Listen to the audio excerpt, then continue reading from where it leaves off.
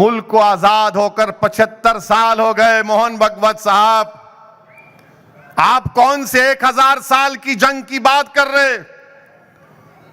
1950 में बाबा साहिब अंबेडकर ने इस मुल्क को आईन दिया, संविधान, कॉन्स्टिट्यूशन दिया। अगर आप जंग कर रहे हैं तो आप संविधान के खिलाफ हैं। ये जमहूरी मुल्क में अगर कोई जंग करेगा तो जमहूरियत क्या करेगी बताओ? फिर कौन सी जंग लड़े आप बताओ? अरे अंग्रेजों की 200 साल की लड़ाई में तो आप कहीं नजर नहीं आए। तुर्रेबाज खान नजर आया हैदराबाद में, मौलवी इस्माइल नजर आए, आरएसएस तो नजर नहीं आई थी ना। मगर आप कौन सी जंग लड़ रहे बताओ हमको? क्या कोई टीवी वालों को पूछना नहीं चाहिए आरएसएस वालों को बिठाकर, अरे बताओ ये कौन सी 1000 साल की जंग है? मगर इसका जिक्र नहीं करेंगे मेरे अजीज दोस्तों और बुजुर्गों। और मैं आपको आरएसएस की तारीख बताऊंगा।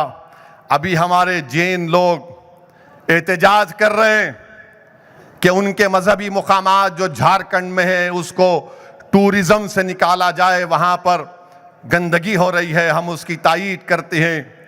तो गोलवालकर आरएसएस के बहुत बड़े सरसंघचालक थे, करीब 35-40 साल आरएसएस के सरबराह थे। उन्होंने ऑर्गेनाइजर मैगजीन 10 जून 1963 में हमारे जैन और बुद्धिस्ट भाइयों के बारे में क्या कहा? अंग्रेजी में कहा कि so far as Jains and Buddhist are concerned, they have never made any contribution to the soil and political thought as such.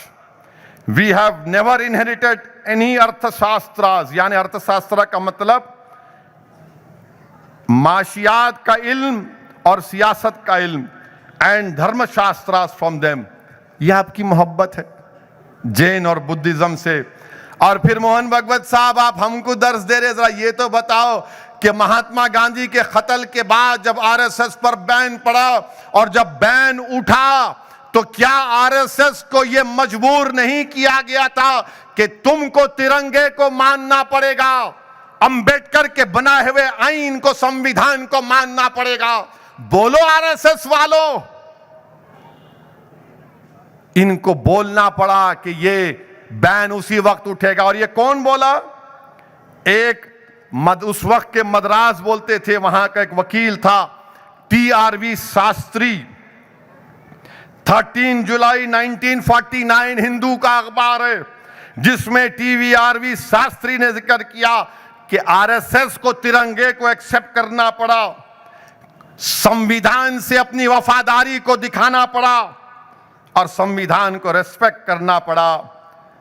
और हम मोहन भागवत से यह पूछना चाह रहे हैं, मोहन भागवत साहब ये बताइए कि 1931 में इटली में मुसोलिनी से जाकर बीएस मुंजी मिलते हैं तो क्या मुसोलिनी के साथ बैठकर पिज्जा खा रहे थे?